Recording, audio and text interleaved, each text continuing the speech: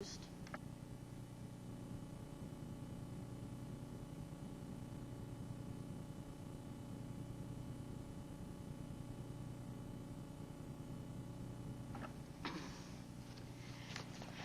evening, everyone. This will now be the Committee of the Whole meeting. Our first order of business is our public presentations, and we have 3 presentations tonight. I would like to begin by inviting the Broombusters Invasive Plant Society for an update on the plans for 2015. And I believe Joanne Sales will be doing that presentation. Joanne?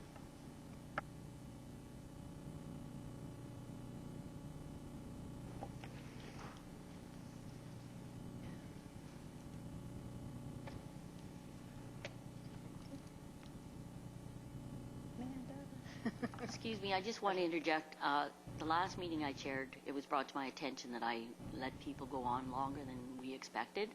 And so with my co-counselor, Mary Beal, she's going to keep a timer, so it's 10 minutes. Okay. I feel so little here. Thank you, council members. It's always a joy to come here and talk to Parksville. I talk to a lot of councils, and I always feel very much at home here because Parksville and Qualicum Beach is where Broombusters started, and we've always felt so supported and really want to thank Parksville for the support. It's actually been 8 years now that Broombusters has been working in Parksville. One of the problems that Broombusters encounters is this. Once the broom is cut and removed from an area, it looks like it's never been there. So people do not know how much work has been done in Parksville. But if it had not been for the volunteers in the city, all of Island Highway from Alberni Highway to the way stations would be lined with dense broom. But now it looks good. We still have work to do, but we know that the significant progress that we have made is the result of the partnership of the city and the media and the volunteers, and we want to thank Parksville. Qualicum Beach and Parksville were the first cities to welcome Broombusters, and we now have groups in Campbell River, Comox Valley, Nanaimo, North Cowichan, and Port Alberni. But 2 things make Parksville very unique. One is great, and the other is a real weight on the city. First, the wonderful thing about Parksville and the council, in December 2012, Parksville was the first of the island municipalities to pass a bylaw prohibiting landowners from letting invasive plants flourish on their property. Every year we ask councils to pass a bylaw, but Parksville has been the only one to do so. The huge field of broom and gorse at the end of the resort end of Island Highway is finally being cleared up, and that's thanks to this bylaw. This year, Broombusters wants to continue cutting broom in public places, and we would also like to use this bylaw to encourage Parksville landowners to remove the broom and other invasive plants from their private property. Having a bylaw demonstrates that invasive plants are not a matter of choice. Many are very destructive to the local ecosystem, and they have to be controlled. So this year, we want to kindly, gently, and diligently let residents know that there is a bylaw in Parksville. We want to show people how to remove broom so that it doesn't grow back, and if they are not able to do so, we are there to help them. Perhaps the city will decide to have a one-day drop-off zone, as Nanaimo does, to make it easy for residents to dispose of their invasive plants. And it's important to us that any of this work with the bylaw will be done in a stress-free manner for the city, because we want other cities to want to follow and to have a bylaw as well. Now, you're probably wondering, what is the bad thing about Parksville? And that's that Parksville is dealing with the unfortunate infestation of gorse. People always associate gorse and broom together because it looks the same. But gorse is actually classified as a noxious weed by the BC Weed Control Act, which means that we actually are required by law to eradicate it, but the enforcement of that law is weak. But we do want to get rid of it, and there are gorse patches along Island Highway in Parksville, primarily between the Esso station and the Big Yellow Field where it all started years ago. A council member last year asked me, why doesn't Broombuster ever ask for money? Well, we'd like to ask for money to deal with the gorse problem. We think we have an idea, and we have to get the gorse along Island Highway under control. It's growing in the ditches, and every year it spreads seeds. Removing gorse is not a volunteer job. It has terrible thorns. And we'd like to ask for a small grant from the city to Broombusters so that we can give an honorarium to a young person to cut down the gorse in the next 4 weeks before it blooms. Gorse is much harder to get rid of than broom. If you cut broom in bloom, most of the time it dies. But with gorse, you need to cut it to the ground, destroy the old stalks, and when it sends up new shoots, you actually have to spray it with the right herbicide. I'm an organic farmer, and I don't approve of casual use of herbicides, but sometimes the environmental harm done by an invasive plant is too severe to ignore, like Japanese knotweed and like gorse. So the plan is that we could hire someone to cut, destroy, mark, or map all the gorse in Parksville, which is primarily along Island Highway. And the city would have to keep those areas mowed well during the summer and spray at appropriate times. Eventually, the roots give up and the grass can grow again. We would follow the guidelines of those with experience. Gorse has taken over huge areas in New Zealand and Australia, and we don't want it to happen here. Although, I will show you what's going on in the news. Dun, dun, dun, dun. Come on, where is it? That's the noose, and that is not broom. That's taken from the air, and that is gorse. And you can see how dense it is, and it's highly flammable. Most cities don't have any gorse growing in it. That's why I say that, that's one problem that Parksville has that other places don't have to deal with it. So we'd like to get the gorse cut before it goes to seed this year, before there's any flowers. If there's no flowers, there's no seeds, and it won't spread anymore. So I would like to show you pictures because some of you have seen this and some of you have not.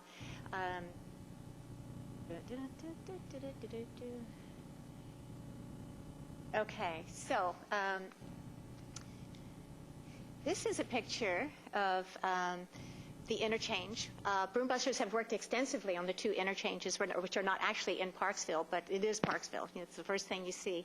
So you see how the broom grows in the disturbed soil along the edges. A lot of that broom is now gone, and we're working on it every year to try to get rid of the rest of it. And this is right when you come into Parksville. You can see how broom will just spread and take over anything. Like if that used to be forested land, some of you might remember. They cut it, the broom was on the edge, and the broom just totally take over it. And the trees will not grow there again. This is the broom growing under the BC hydro power lines, and it totally takes it over in the areas where it's allowed to do so, which is just about everywhere. And it strangles the young trees. You can see how the trees are trying to grow off to the side of the hydro lines, and how the gorse is there. Gorse will grow, broom. Broom will grow much faster than the young trees and will strangle them. And here's even a better picture so that you can see how the trees get strangled. This is how big it gets. Here's the problem. Okay, it grows very quickly. It can get 10 to 15 feet tall in just a few years with a trunk as thick as a tree. Here's two. This is in Parksville, or very close to Parksville. The man on the right is cutting in the estuary. There's a lot of broom work that's going on in the Englishman River estuary. Broom strangles native species. Here's pictures of people volunteering. The one group over here is the top is saving a camas field from broom infestation. I think possibly the most serious thing about broom, and what's finally going to get attention from the province, is because broom is such a fire hazard. Gorse is as well. It has very high oil content. This was not dead broom that you're seeing here. It was just a dry year. And you can imagine how flammable that is. These were both in Qualicum Beach. It's all been cut now. But, and this is along Island Highway. The bottom is where that used to be the landfill, and we've since removed all that broom. And that's along Island Highway. So you can imagine how that would just burn. This is a vacant lot. This is why we need bylaws, because if the landowners don't take responsibility, then who is going to go and cut their land of their lot if they don't even live there? This shows how quickly the broom will spread. A single plant sends out seeds that last in the soil for 50 years. They can send out like thousands and thousands of seeds from a single plant, and then it spreads. And the only group that can stop that is us. We are the only ones that can prevent it from taking over our island. I'm going to skip this for a minute because I think I already talked about it. Picture at the top was Parksville in 2013. We had a couple series of weekends cuts, and it was all oceanside. It was a kind of a contest between Parksville and Qualicum Beach, but really everybody was working together. And that's where we did a lot of the broom cutting that cleared the island highway. This is the gorse again. These were some of the first kids that were Broombusters. And they were from Parksville. They've now moved on, grown up. Apparently, Vancouver Island has more Scotch broom than Scotland. This young woman was working on our farm, and she was from Scotland, and she said it's worse here because it's not in its natural environment. There's nothing to stop it. We have too much wilderness, and so unless we stop it, there's nothing else that will stop it. I want to point out the photo on the right-hand side, the top, where it says Parksville. That was Island Highway. That was like in front of one of the resorts. And that shows how dense the broom was there. And there's still patches of it, but most of what you see there now is gorse. That's why we want to get rid of it. And IMO, just, more. Actually, the PowerPoint I had ready for today isn't showing up, so this is last year's.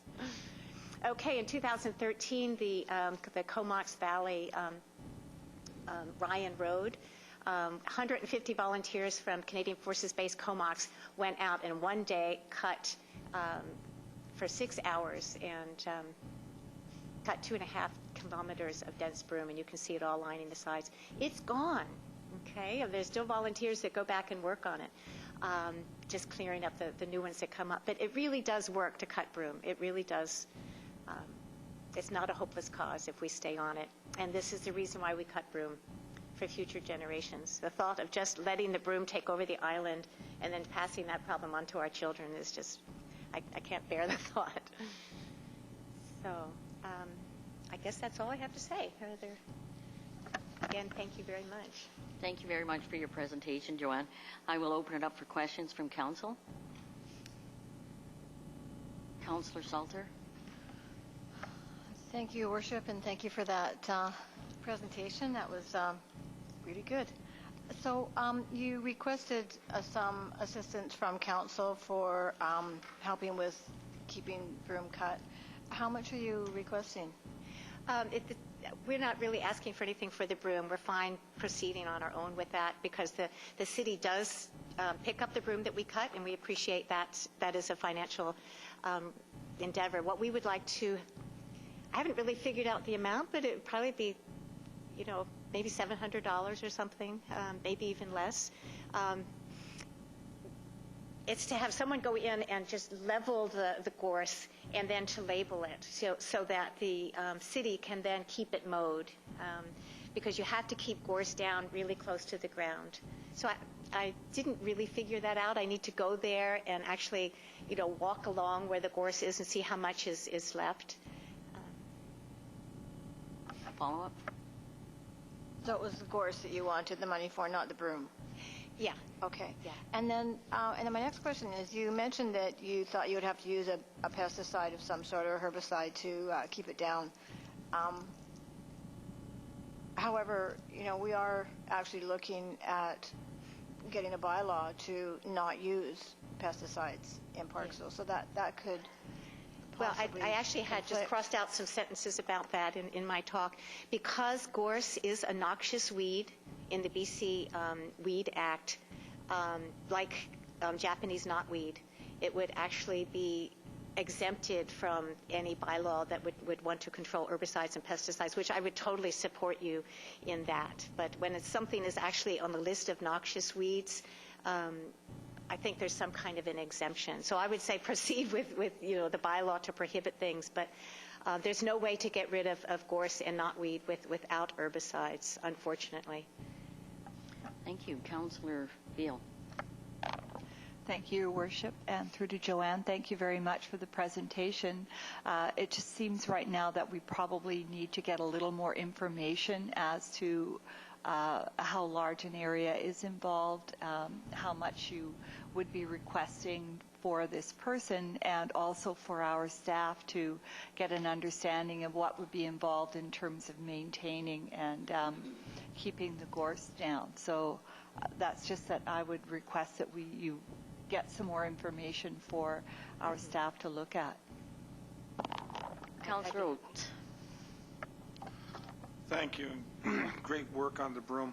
The gorse problem, is that something that's that distinguishes us here in Parksville? Do they have the same problem in Qualicum and Campbell River and Duncan? Any speculation as to why we were so lucky? Well, it was allowed to just grow in that field down there that was neglected for so many years, the big yellow field. Does anybody know how to describe better where that is? But down on the other end of the resort. It would have been like the last resort that would have been built if something had actually been built there. And it was just allowed to just grow uncared for so long. So somehow another gorse seed got in there, and it doesn't spread as fast as broom, but like I said, it's just so much harder to get rid of. So I think it's probably, along Island Highway and in the noose, the photo that I showed you from the noose, there's a lot of it in there. Excuse me.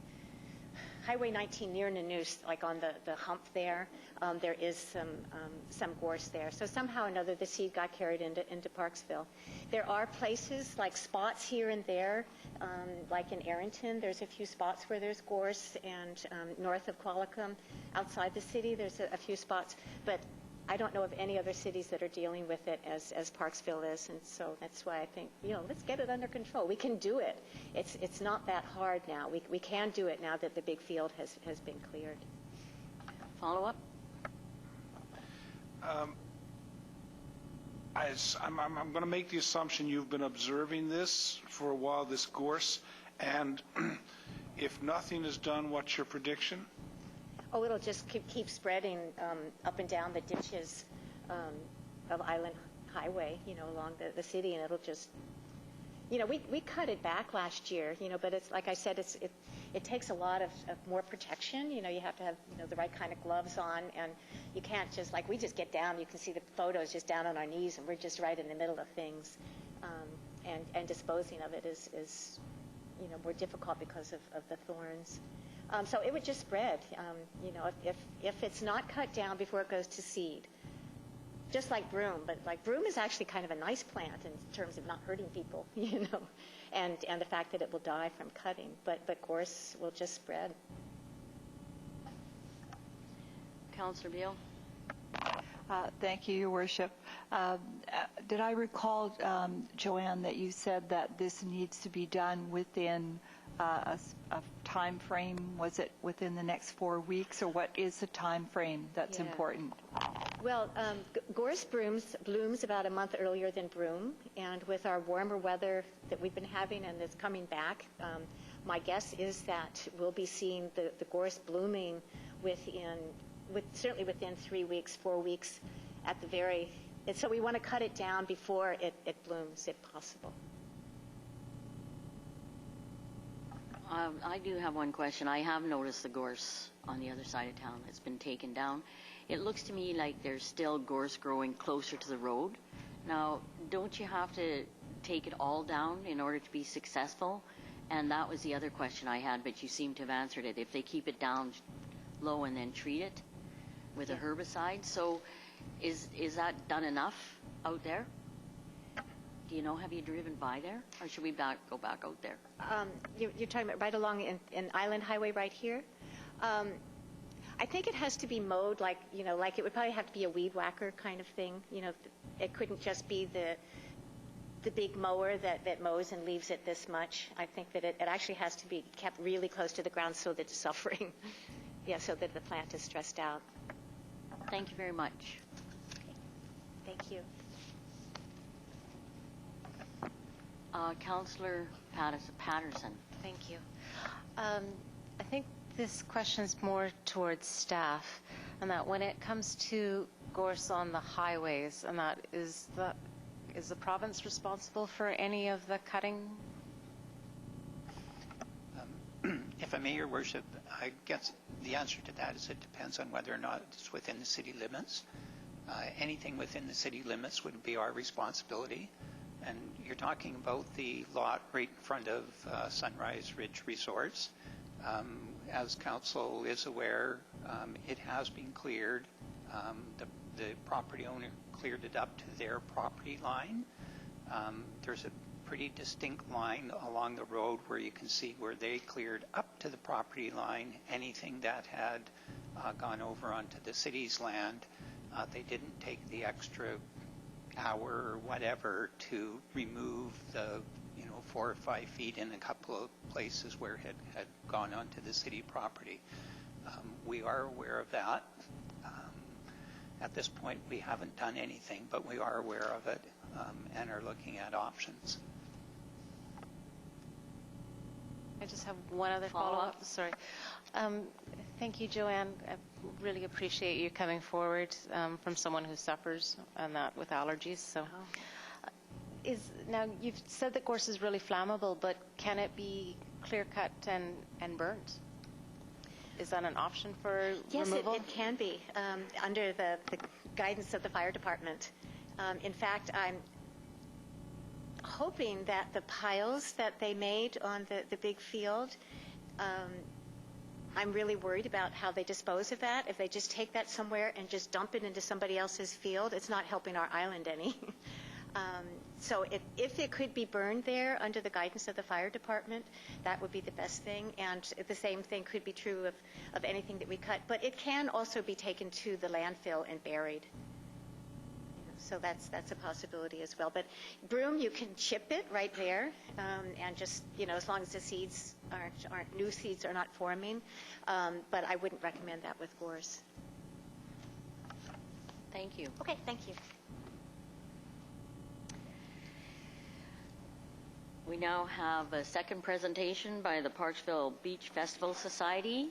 Request for sponsorship in the 2016 World Sand Sculpting Championships, and we'll welcome Cheryl Dill and Trish Smith.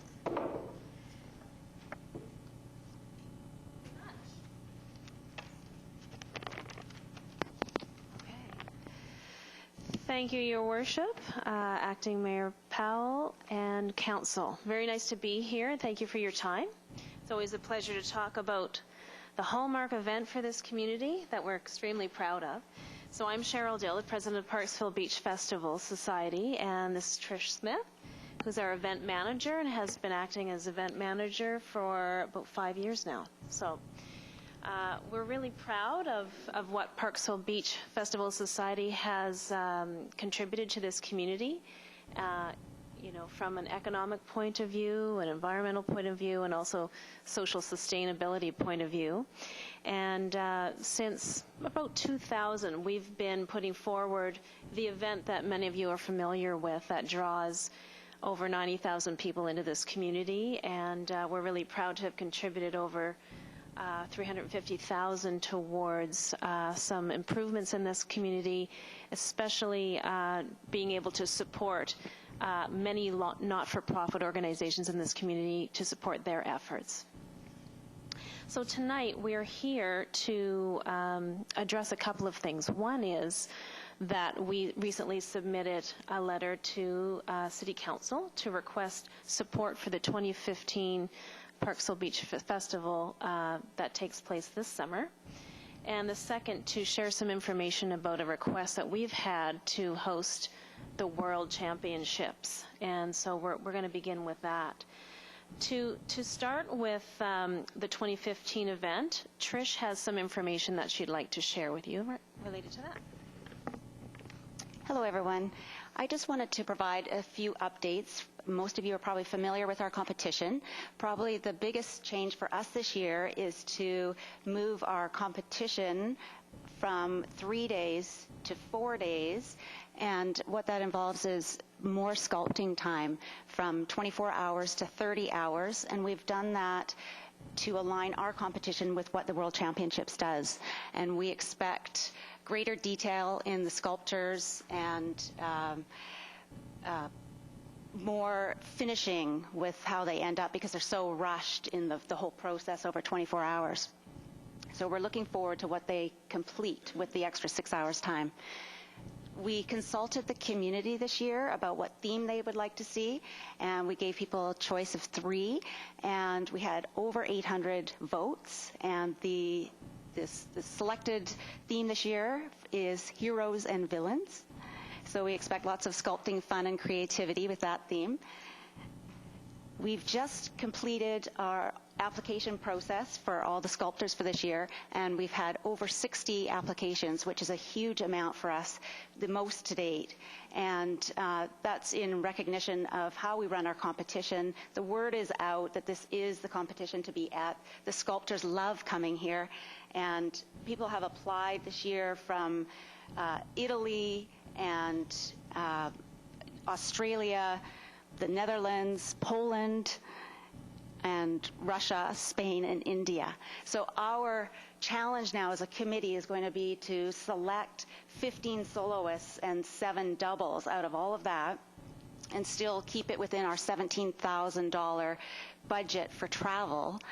We also pay for their accommodations and their meals, and we give away $43,000 in prize money and a purse just for coming and sculpting if they don't win. So it's a huge undertaking for our committee. The events that we want to continue with this year that were popular are the sculpting lessons for the community. And if any of you think that you might want to quit your day job and get into sculpting, we're going to do that over our opening weekend. And it's not just for kids, it's for teenagers too and adults, and we have people that come out for the whole weekend just to learn about the tricks of the trade. And you know, reading the sculptor biographies that they send in, many of them actually didn't start until later in life and discovered this, and now they're doing it. And a lot of our sculptors are older, so you never know. It might be something that will spark an interest in some of our adults here. We're going to continue with that. With Art in the Park, we just put our application online this weekend, and we've already got 20 registered. It's a popular event, and that's going to happen July 18th and 19th. And we have already booked almost all of our entertainment for the concerts in the park on Friday and Saturday nights from 6:30 to 8:30. And this year we're going to end that with more of a larger bang out on the kite field on August 15th, right before the fireworks. We are asking for the city support of $2,500 again this year for sponsorship. We find that having the city financially support the event is not only extremely helpful to help offset all those costs I talked about, but also really shows and demonstrates to the business community that the city is helping to support this very important event.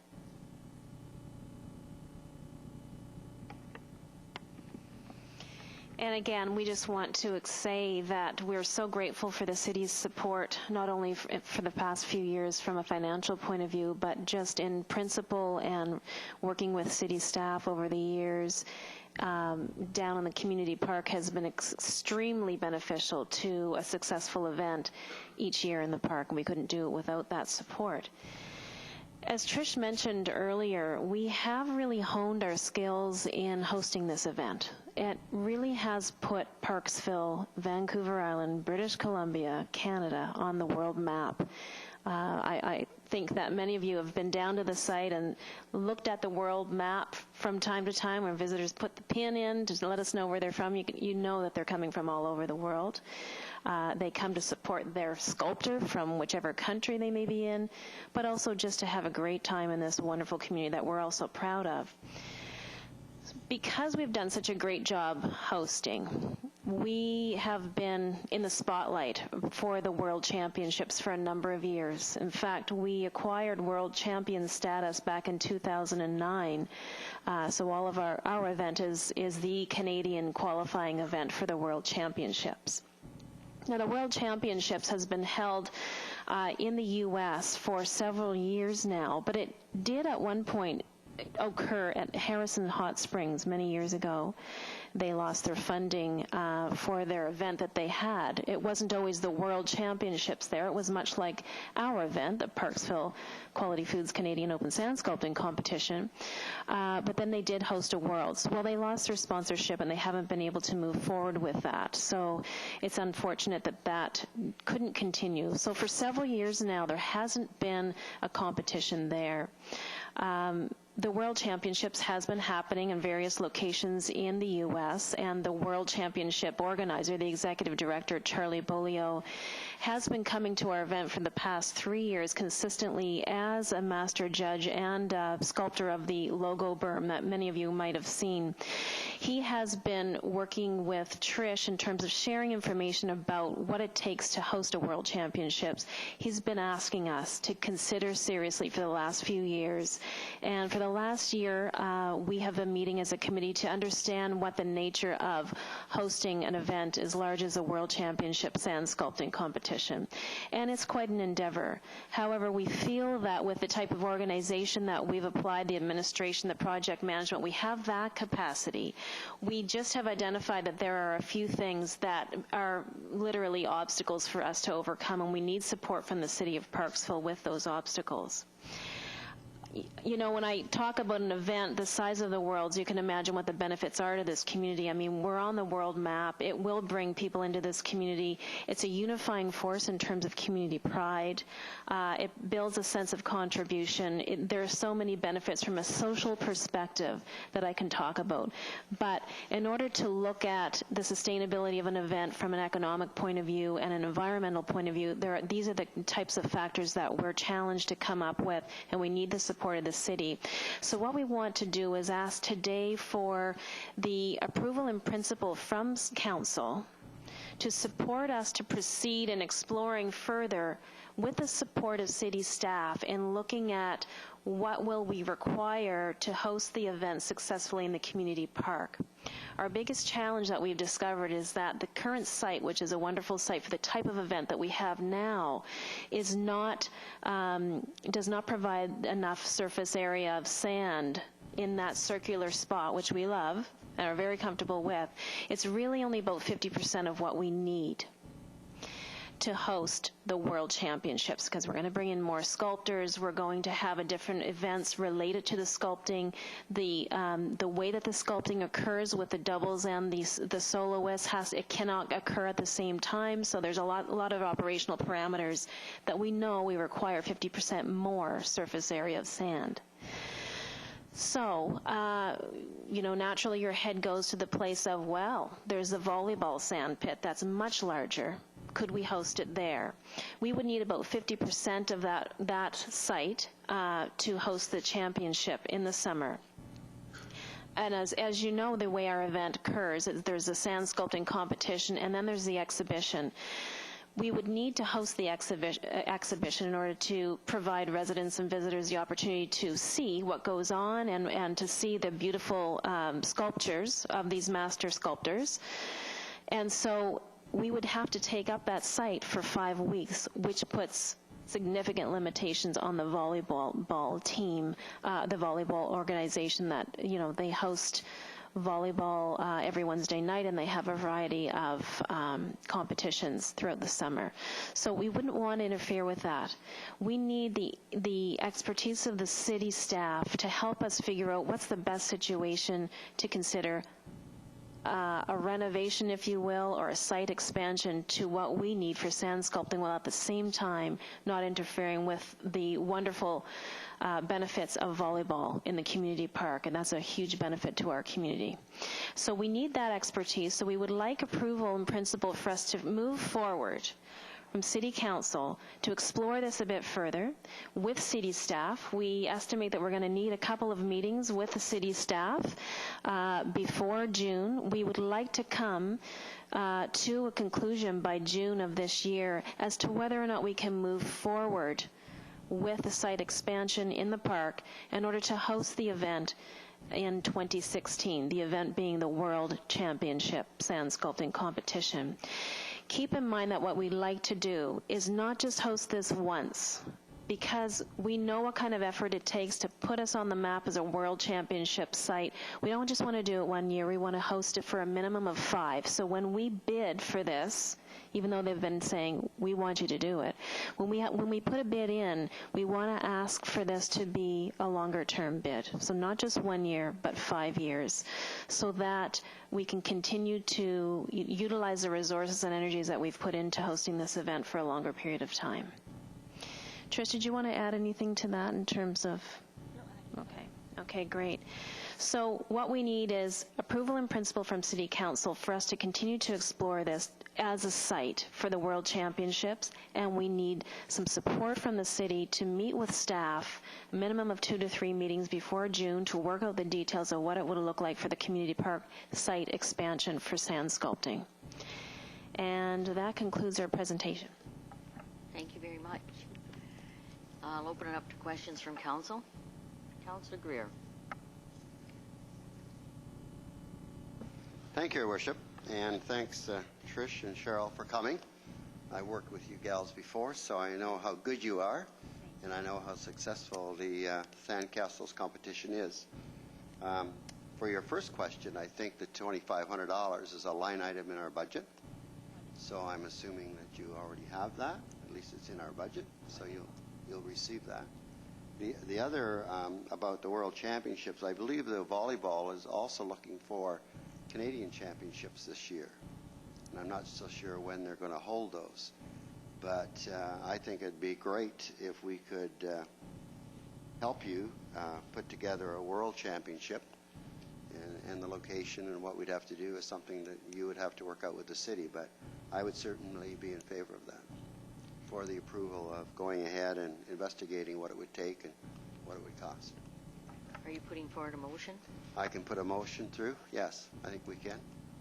So I'll put a motion through that you can work with the city and come up with some ideas on how you might be able to pull off a World Championship. Thank you. Seconder, Councillor Beer. Any other questions or discussion? All in favor? Opposed? No one. Carried. Unanimous. Just before we finish, is there anything else we need to do, Fred, or will they contact you, or vice versa?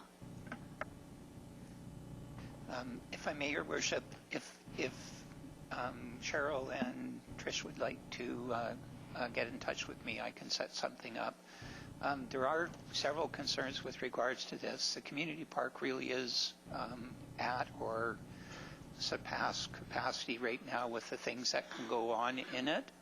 So that is something that staff will take into consideration when we're reviewing this as well. We will review it. We will look at options and provide a recommendation through council, working with the Beach Fest Society. So. Thank you very much. Better the experts. Okay. Thank you very much. Very much appreciated.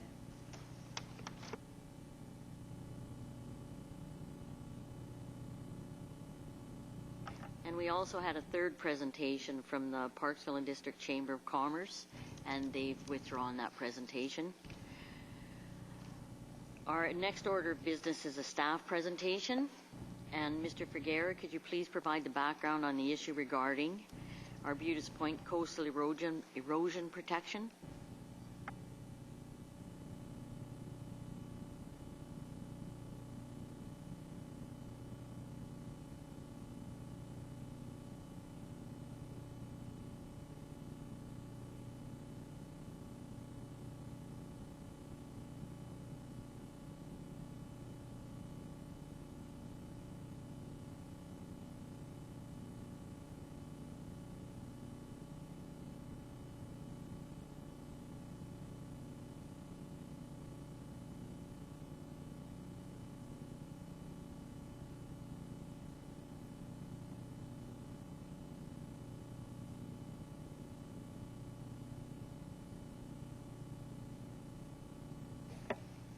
I have to kind of apologize for my voice. I got a pretty bad cold, but we'll make the best of it.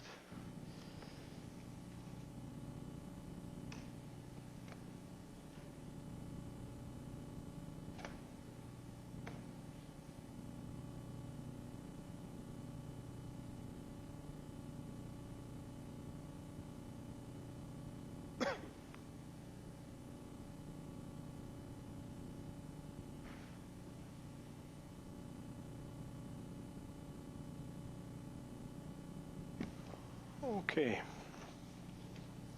So the city hired the services of Northwest Hydraulic Consultants to conduct a coastal engineering services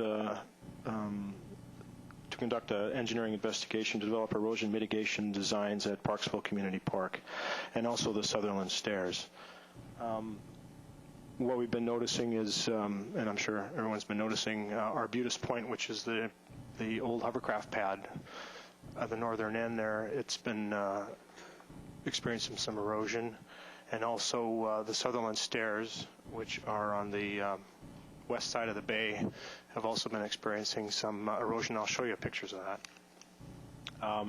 The scope of their work was to develop a plan to identify erosion processes near Arbutus Point and determine what steps should be taken to control the current erosion problem. Secondly, develop conceptual designs and sketches of erosion mitigation measures at the Sutherland Stairs, which are the other side of the bay. And thirdly, to assess the dynamic nature of the beach and factors governing sediment transport along the shoreline, including an analysis of the wave climate, tidal current conditions, and influence of the Englishman River. So it started out as addressing the Arbutus Point erosion, and there was some discussion or points brought forward from the public and council as to what's the dynamic nature of our beach in general, what's going on there. So that was kind of added in towards the end of it. So we'll just start on the presentation. Here's the basic agenda of the slides. I'll show you the present condition of various parts of the beach. The Northwest Hydraulic Consultants, or NHC, studies. They looked at wave climate, the morphology, more along the lines of the geomorphology, so the physical geology out there, survey and field investigations. They looked at historical changes. So we got some interesting historical photographs to kind of identify what's been going on there over the years, back to 1936, I think. And then what sort of geomorphic approach are they proposing? And then they get into reviewing the different options at Arbutus Point, Sutherland Stairs, and the community park beach in general. They did get to talking about the community park beach in general in terms of what we should be looking at. These are their recommendations, and I think that portion of it, we certainly wanted to cover the first two, and we got preliminary designs, and we actually have a detailed design at Sutherland Stairs now, and we're getting them to go further with Arbutus Point. The community park in general, there still needs to be some discussion back and forth as to what that's going to look like, and there'll be a future presentation on what we would do there. So here's the beach. The upper right, Arbutus Point, you can see it there, and Sutherland Stairs is on the west side of the bay. And this is actually quite an interesting slide, because you can see, there's my pointer. You can see the regularity of these the waves of sand basically coming in here. And you can see in contrast this material here that's kind of cutting across these waves of sand. This would be the material that's moving in from basically the Englishman River. It's depositing material out there, and it's moving in. And I'll get into that a little bit more to give you some better understanding. So this is the current conditions. Here's Arbutus Point. You can see in the distance here, this is the Surfside next door, and some riprap that's been placed. There's a huge long riprap wall that was placed there. And this was to address erosion issues for that property over there. And this is the end of it. And this is a bit of a mess that's happening with us here right at the point. To the right is the hovercraft pad. At one point, lock blocks were placed here to try to stop the erosion, but you can see this escarpment here that had developed. Things have slowed down a little bit, but we could easily get a king tide, big storms, and it could start up again. So we need to really do something here. This is just another view of that. Looking back, the hovercraft pad is just over that escarpment. So what's happened with these lock blocks here is we've had wave action continuously slamming into them, and what happens is the energy gets dissipated at the bottom of those lock blocks and eats away the material, and then the whole thing just starts to tip. because it's removing the supporting material under the blocks on this side of them. So that's a shot back towards Arbutus Point. That's the hovercraft pad, and there's the launch there, the hovercraft launch. Again, this is what the water table is, or the tide is up a little bit here.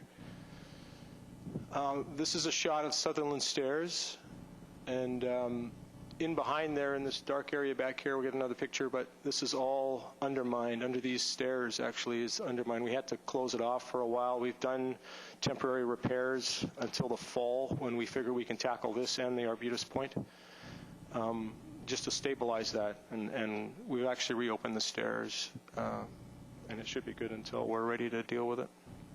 You can see there's another shot. It's completely undermined behind the stairs. It's just for size. So let's look a little bit at the wave climate. So they did a modeling of our beach, and they used the significant storms are coming in from the north and from the east in general. Those are the kinds of storms that are pounding away at our beach. The inputs were they had some refraction happening, and diffraction was occurring in the model, and it shows up quite well. I'll show you these slides that explain that a little bit later. But it says the second point, the Arbutus Point is exposed to waves from the northwest and from the east, not to the east, but from the northwest. This is at Bolinas Island. These are the major storms that hit that Bolinas Island weather station, and the storms that hit our beach are very, very similar to this. So you can see the length of these. It lets you know this is a much more significant storm than this. So there's fairly significant storms from the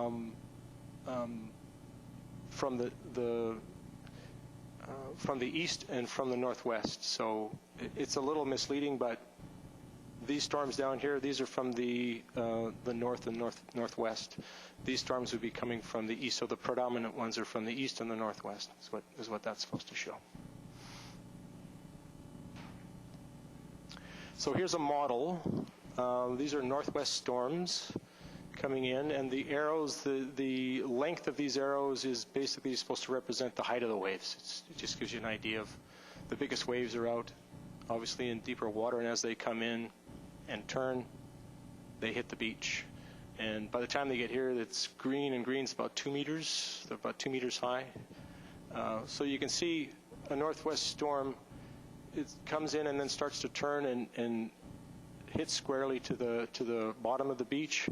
But to look at Arbutus Point, which sits right here, you can start seeing that this is the vector direction, but it results in water moving along the beach to this point.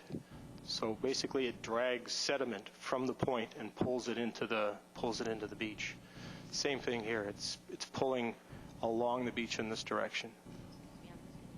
Councillor Oates has a question. Is this depicting a 1-in-100-year event? This is,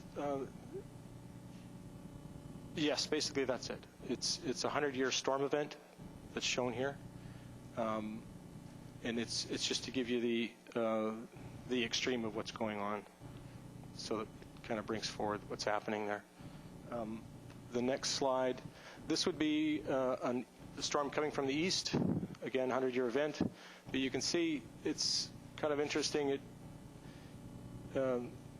Again, it starts pulling towards the bay, but you can see that the currents are actually, or the wave action is actually pushing everything again into the bay. So whether it's a storm coming from the northwest or coming from the east, it's pulling along this line and depositing material into here. And basically, this is the Englishman River outlet here, so it pulls everything that the Englishman River dumps. It ends up pulling it around and towards the beach. At least the finer materials, the huge chunks and stuff, the huge boulders and stuff, they would generally remain in the deeper water, but then the finer stuff would come in. So, and then this is light blue almost, so we're into 1.5, 1.6 meter high waves by the time they hit here. And the Arbutus, or the Sutherland Stairs are sitting right here, so they get it right head on. Again, even storms from, this is just to illustrate, even storms from the southeast are doing the same thing. So any storms that we would have, even from the southeast, it bends around, basically bends around Arbutus Point and comes down. So again, it's, in all cases, in other words, the waves are pushing the material into the beach area. And I'll show you some further slides. This is to represent some sections that were taken, so survey sections that were taken to try to understand. Since 2008, in 2008, there was some work done on the beach to try to stop the erosion. And what this consultant did was look at those locations of those sections, and he did sections right along the same, so we can see what the difference is and what's going on. That's what this is. These ones here are new. They had never done this originally. These are new sections over here, and we'll show you some of those sections. This is to give you a little understanding of the geomorphology. So here's the Englishman River. Here's our Parksville Bay. There's the community park, sits right in here. This whole yellow area here, that is an alluvial fan. Basically, that is there because the Englishman River is what it is. It's dumping all this material. That's why Rath Trevor is there. It makes up Rath Trevor. It makes up all this estuary, and it even makes up our community park. Most of the material was deposited there from the original Englishman River actions. So here's some historical shots. This is 1932, actually, it goes back to. So you can see the 1932 image here. It's basically showing that. It's showing what we're seeing in the geomorphology here. That yellow area, it's basically what it looks like, what it looked like in 1932. You can see this is an old arm of the Englishman River that was depositing material in this area here at one time, and the river changed direction and now it dumps out into here. But that's how all this got deposited. This was actually part of the Englishman River at one time.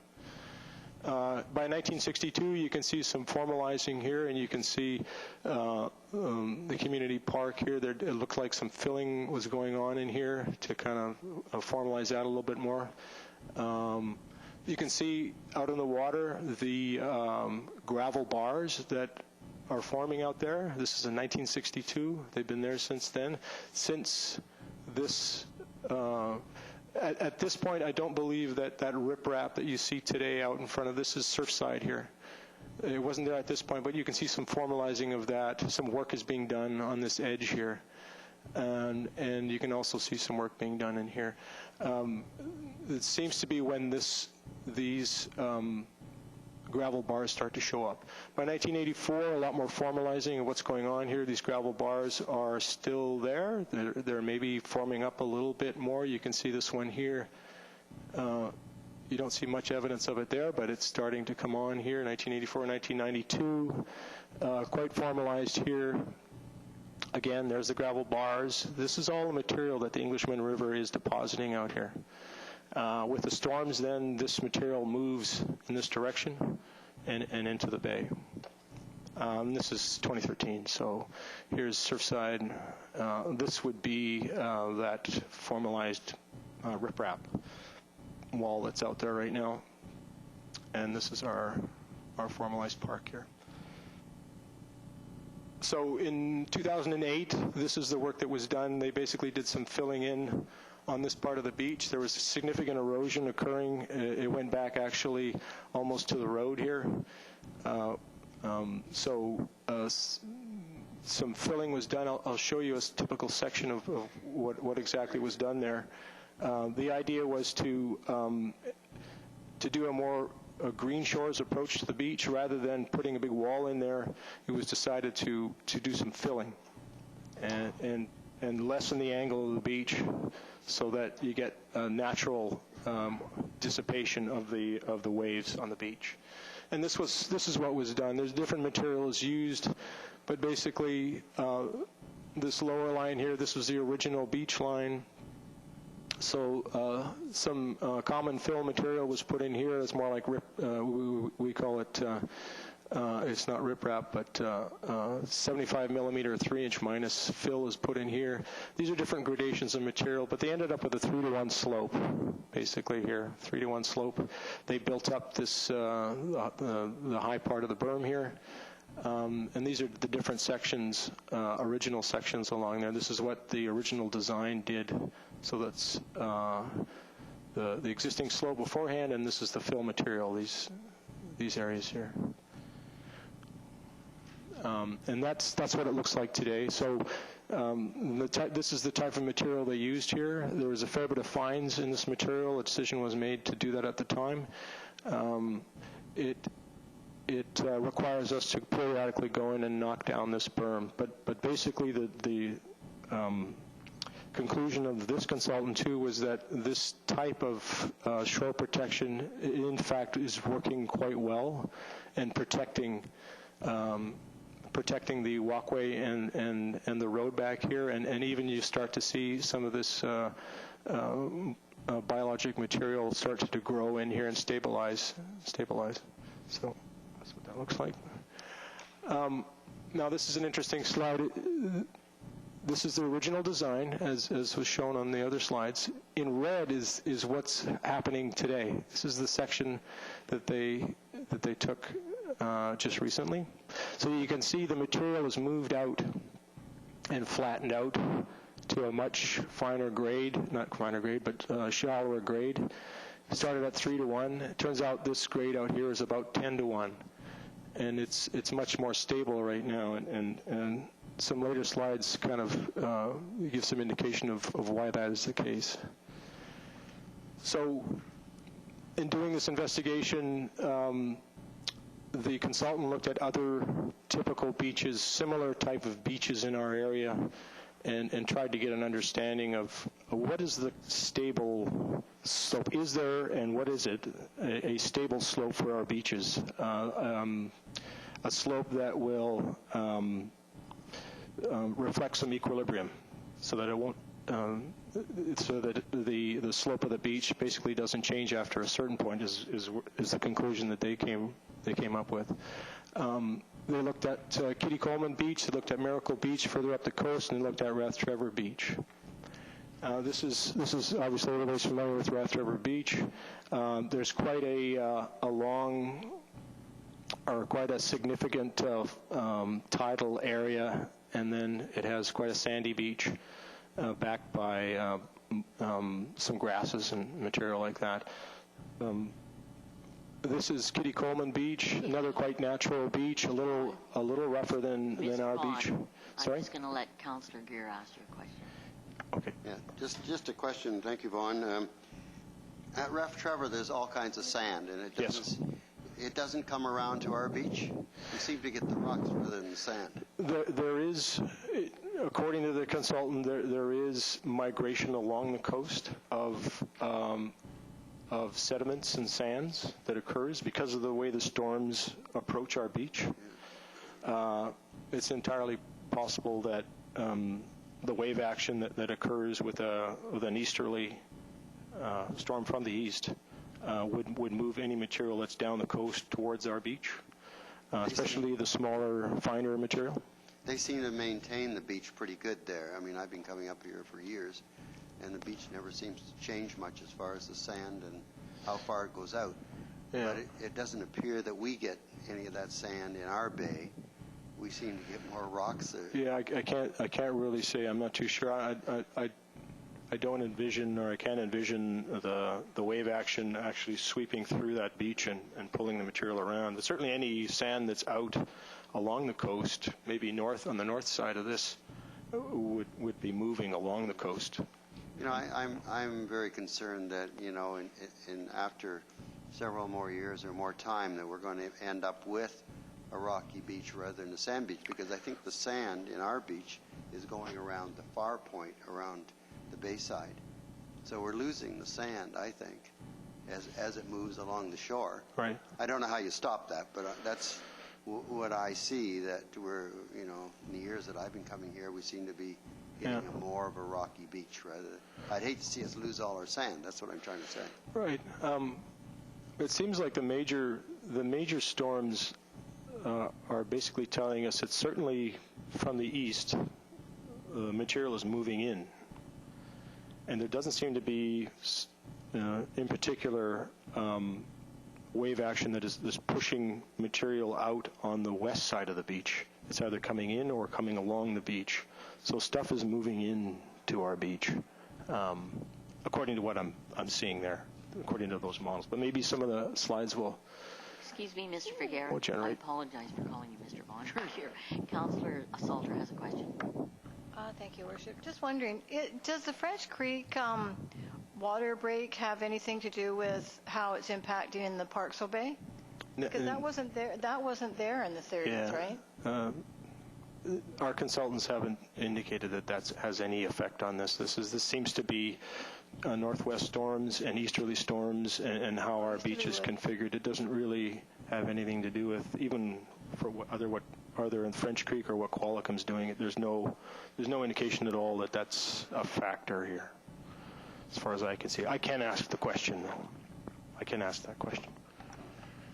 Continue. Thank you. So again, this is quite a natural, this is a little rougher beach than ours, but certainly towards the point. There's a fair bit of energy being dissipated here, and you can see these logs with the roots here these have actually been placed here and anchored down to hold this beach together. And what's happening here, as you can see, is materials getting deposited on top of these and in behind these, and you can see the grasses that are filling in back there. So it's protecting this beach quite a bit. Let's see what we got. And here's Miracle Beach, another beach, a little bit shallower slope than ours, I believe. But again, there's a slide that kind of deals with that. And of course, this is our beach here. And again, there's the berm that's formed there. Oh, sorry. There's the berm that's formed on the left there. So we'll see it in slides right here, but basically this slide is saying this consultant has studied these beaches, and they've determined that a stable natural beach in our area in the high tide zone for similar beaches on the east coast of Vancouver Island, it's approximately a 10% slope, so a 10 to 1. Seems to be, and it's interesting because if you look at this slide, which is a section through all those different beaches, there's 10 to 1. And all of these other beaches, Rath Trevor, Kitty Coleman, Miracle Beach, in this kind of high tide zone here, they're all going about 10 to 1. That's where they're ending up. So that 3 to 1 that we started out at is pushing down into a 10 to 1 slope. So that kind of gets into what they're recommending that we do here. The natural slope with the type of energy and the type of gravels that we got and the configuration of our beaches, a 10 to 1 slope seems to be a stable kind of slope. So at Arbutus Point, this is what they've proposed, and we try to obviously push on our indication to them was to push Green Shores type approach. It seems to be working, and in their own words, the work that's been done in 2008 is working quite well. It's not that there can't be improvements, but it's working quite well. The problem is, at Arbutus Point, right next door, we've got this huge wall of riprap at a really steep angle. And what's happening is the waves crash on this. There's lots of energy there. And any fines that we put at Arbutus Point next to that wall, they're just going to get washed in. There's just too much energy there, and it's too exposed. So what we have to do is transition from that big wall into a more Green Shores, finer material as we get down into the beach. That's kind of the idea. So this is speaking to that. This is a transitional treatment that we would use at Arbutus Point to try to get us away from that big wall next door. It uses logs with the idea is to, you can have no roots on these logs, but the idea is to have roots there, big logs, and anchor these things. These are anchors, basically big cobbles that we drill into and put cables through the logs to hold the edge of the beach together. And then we have riprap type material here You can see the fill material. It's between up to a foot in diameter here. And then there's a section that's up to 8 inches in diameter. But it's basically, they're saying that if you put this material there, it's going to stay there. It's big enough where it's going to stay there. It's not going to move down into the beach area. So the idea is to put these logs here. Any waves that crash on here, there'll be material deposited on this side of the beach, and if anything, it'll build up. And then on this side of the beach, this stuff will stay in place. It's not going to move down. It's big enough where it's not going to move down into the beach area where you have a lot of bathers and people using the beach. I'll go to the next one here. This is a section through it. So here's a typical log. We put some fill in behind it, and I'm told that as the waves come in and crash on this, any material that does get deposited will get deposited back here. You'll get grasses start to grow back in here in stabilization. Here's the big cobbles that are anchored with the cable through the logs. They're actually drilled through the logs. There's a fairly steep riprap section, and then there's the 10-to-1 slope away from there. And the idea is that this thing's going 10-to-1 anyways. So let's fill it from there 10-to-1, and hopefully that'll keep it all together, right? That's the idea there. Councillor Patterson. Thank you, Your Worship. So your first page is our Arbutus Point, where we have the concrete barriers and everything, and right. That's basically what we're looking at now, is placing the tree or branch type thing, right replacement here. Where the concrete is that? I'm trying to... If I may, Your Worship, through to Councillor Patterson. So those particular blocks are down probably in this area down here. Okay. So then they're behind it? Yeah, the idea is to take those blocks out of there, replace this with a riprap. Up to a higher elevation, you have the logs that stabilize the edge of the point there. And then from the riprap, you go away at the high water. This is high water, low tide, but basically high tide, the 2-meter level. You go away at 10-to-1, and that stabilizes everything because it's going that way anyways. You saw the sections of the other beaches there, including ours, ends up at this 10-to-1 rather than 3-to-1 slope. That seems to be the natural, sustainable slope for any kind of material that's finer than the riprap.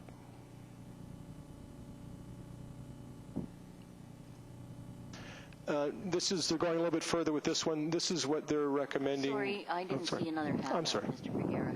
Councillor Salter. Thank you, Worship.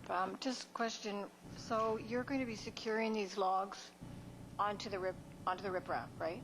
Is that correct? The logs, there's large cobbles, massive cobbles that we drill into and anchor a cable into, and the cable goes through the log and then to another big cobble on the other side. So there's 2 on each end.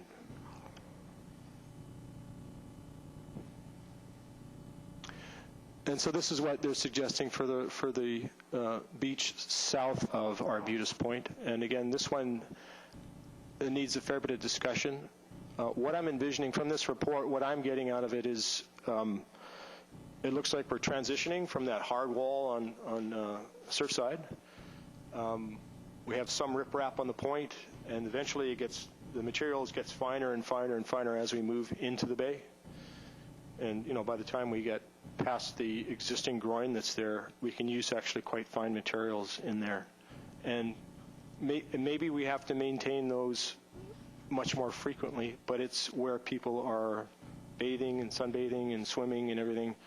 I don't envision putting cobbles all the way down into the bay. I think once we get away from the point where there's a lot of high energy in there, we can start sizing down everything and moving into the bay and protecting that area. But this particular project that I'm working on right now, Arbutus Point, what we do know is that we know how to protect the point now. We know how to protect those stairs. Let's do that.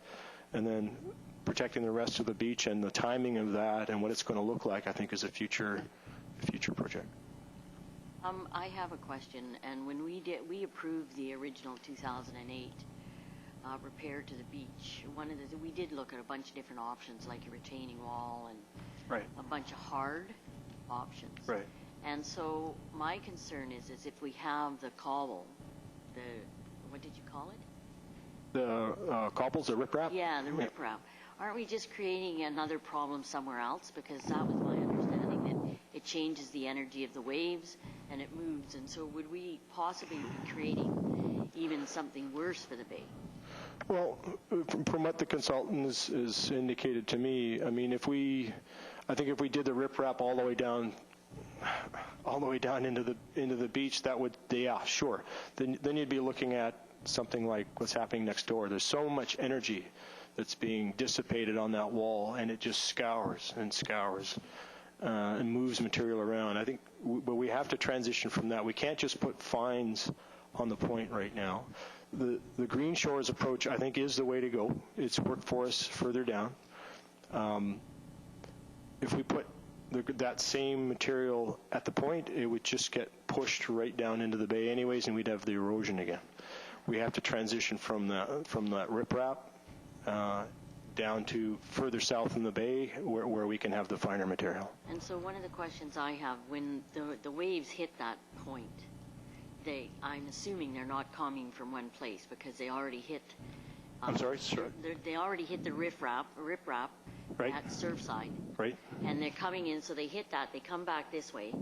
And so isn't that going to wash that out eventually, the riprap that we put in?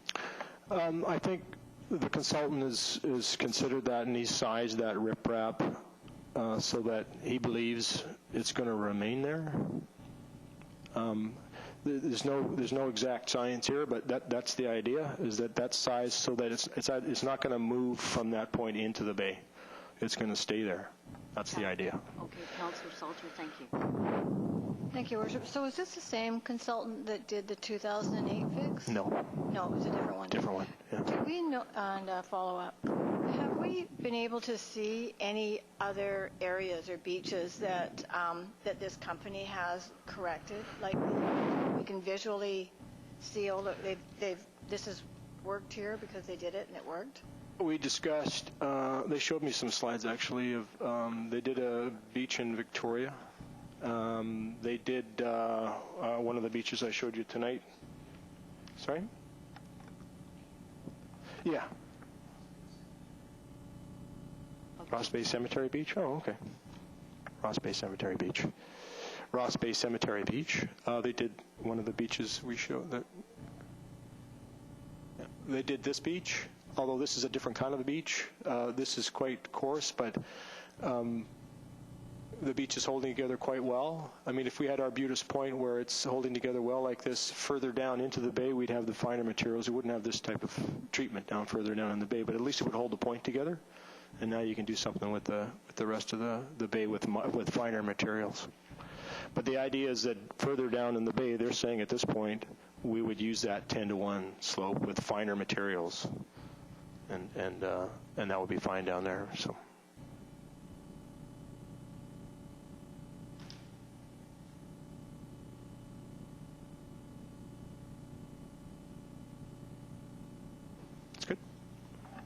Yeah, please continue. I'm done. Well, oh, thank you very much. What about the... I'll keep going. Sutherland Stairs. This has progressed. Sutherland Stairs has progressed somewhat. This is the type of treatment that we're looking at there. They offered a couple of options. One of the Sutherland Stairs options was this one. You can basically see this is the existing stairs here. When they did the survey, that's how it's represented. They were suggesting that we move those stairs to here and build an aluminum staircase, which is fine, which is probably a really good solution, but it's also twice the money. And when I looked at our existing stairs, I saw basically a concrete structure it's sound. There's nothing wrong with it. It's not cracked or anything. It's holding together. It's just the material underneath the back of it, underneath the path that approaches it, is being eaten away. So I wanted to try that. I thought it'd be best to try that first. Let's work with our existing set of stairs. We'll stabilize it, and in the fall we'll do basically this type of treatment. So again, we're holding part of the bank together with these logs that are anchored down, and right around the stairs we got this riprap, and I think before we go and spend twice as much money on a different option, let's try to work with our stairs where they are. Councillor Greer. Thank you, Worship. How important are those stairs? If we're talking to replace them, I agree with you, we should work with what we have. Mm-hmm. But if it doesn't work, how important are those stairs to even have them there?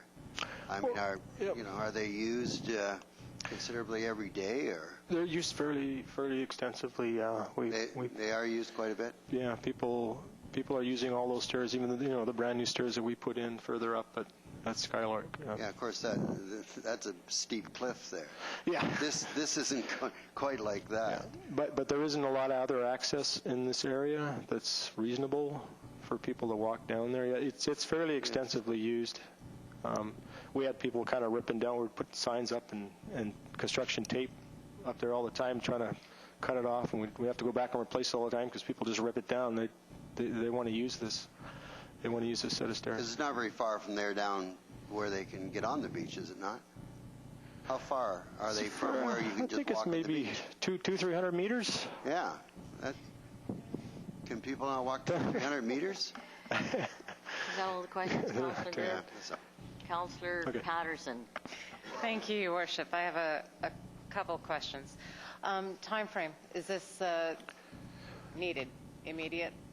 Is this we've stabilized, through Councillor Powell to Councillor Patterson. We have stabilized the stair. We have construction with like DFO windows that we have to work to.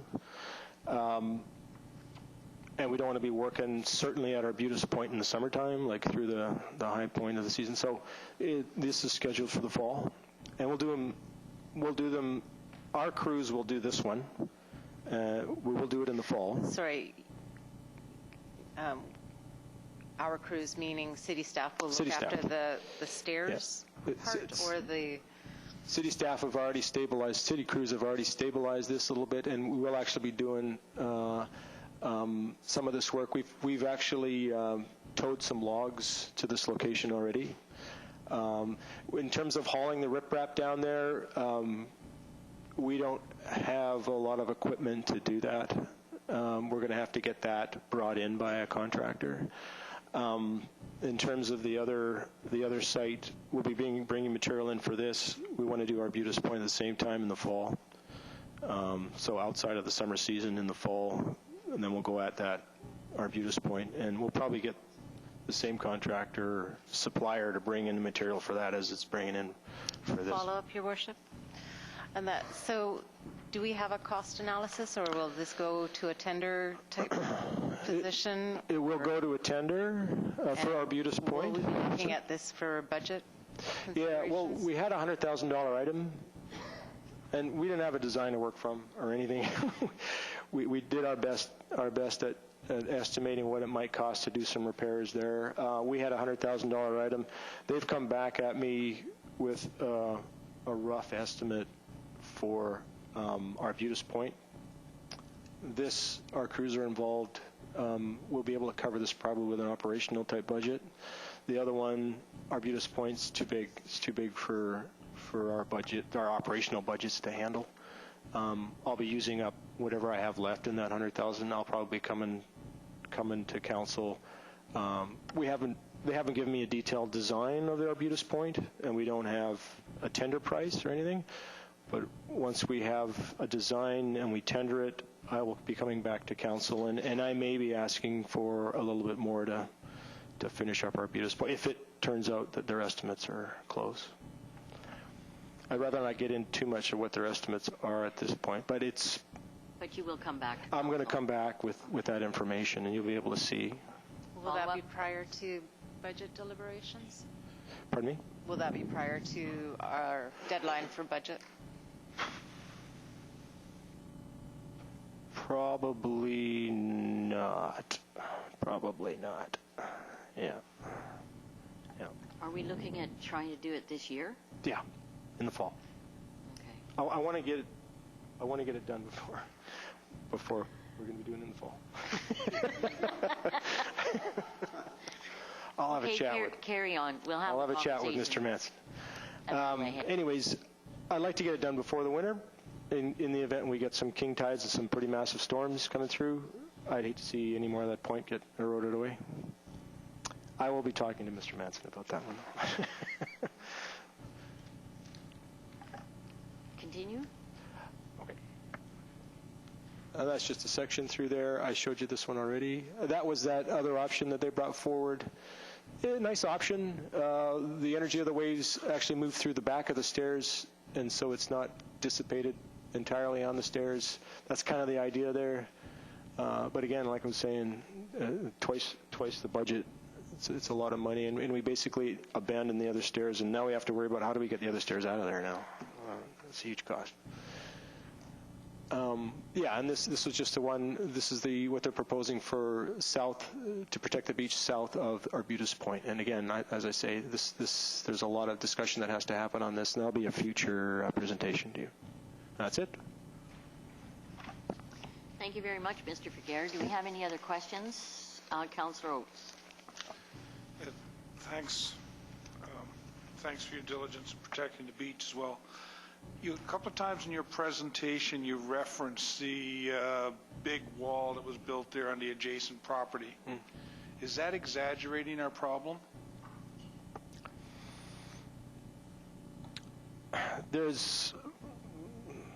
We've been given the understanding that because it's there, we can't ignore it. It's not going anywhere. We have to deal with it. And there's a lot of energy that's dissipated there. So we somehow have to transition from that situation to what we want to see on the beach. So it's certainly affecting what we do. It's affecting what we do. There's a lot of energy there. We can't just ignore it. If we're going to have a good long-term solution, we have to transition from that to what we have. That's the beach. Councillor Salter. Thank you, Worship. So the Sutherland Stairs, which have been there for quite a long time, they've been poured and sitting there for quite a while. And salt does eventually erode cement, which it's doing. You can see that in behind. You can see the holes there. So I'm just wondering, how long do we expect the fix? It's $100,000 to do a fix. And so I'm wondering how long we think that fix is going to, because in the end, a set of aluminum stairs don't need to be, that's it. They're there. The salt isn't going to impact them. You tie them down, and in fact can even remove them in the winter if you want to. They're up, they're down, whatever. They move with the tide, and that's it. They're not even impacted by wave movement. So would it just be possible, or to get an estimate on the cost to get a set of aluminum steps in, just so we can look at that? If I may, Your Worship, through to Councillor Salter. I could do that. I've had discussions with the consultant on it, and I've actually been out there, obviously, to view the stairs myself. The existing concrete, there's nothing wrong with it. There are special additives we add to concrete so that they can withstand the salt environment. It's not normal concrete out there, like everyday concrete you'd pour a foundation with or something. This is resistant to saltwater intrusion. There's nothing wrong with that concrete out there. The voids you saw in behind there, that used to be soil that was in behind those stairs. Those stairs were poured in place on top of soil and gravels and stuff, and the gravels have been eroded away. So what you're seeing, those voids back in there, that used to be gravels and soil back in there, wasn't concrete. So the concrete was poured on top of that. So the concrete itself is in good condition. It should, I don't know, it's going to be 20, 30 years before we ever have to think about that concrete being deteriorated enough where it's not usable. They have done some repairs, as you say, over the years already. They added those, I don't know if you saw in one of the photographs, but there's some metal set of stairs that were bolted onto the concrete. that was added, I guess, after those stairs were installed for a number of years. So they've been there a long time, but there's nothing wrong with that concrete. It's fine. I think to waste that set of stairs, knowing that there's something we can do that will probably make it last for quite a while. I think going to an aluminum set of stairs, moving it, and then having to worry about, now what do we do with this set of stairs that are now, if we leave it, it's going to be, people are going to try to use it still. People will try to use it. If it's sitting there, people will use it, and it's unsafe. So we either go in there with jackhammers and try to break it all up, or we have to get it out of there. We have to do something with it. We can't just leave it in place with the erosion that's happening around it. So we'd have to invest money in that over the years to try to make sure that stays safe, and then have a new set of stairs a little further down. It just seems we either support those stairs and use them, or we spend the money to get that out of there and have a new set of stairs. And to do that, they didn't even quantify how much it cost to remove that concrete slab of stairs there. They just quantified the rest of it, and it was twice the cost of just trying to deal with the stairs where they are. So what you're saying then is it's more cost-effective to keep the stairs Oh, and yeah. fix them up? Okay, Yeah. Thank you. Any other questions? Thank you very much, Mr. Piquet. You're welcome.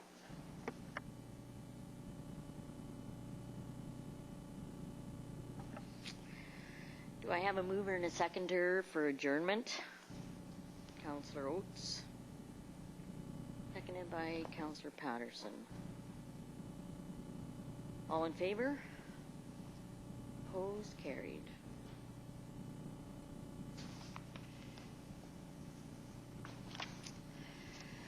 And good evening once again. First, I'll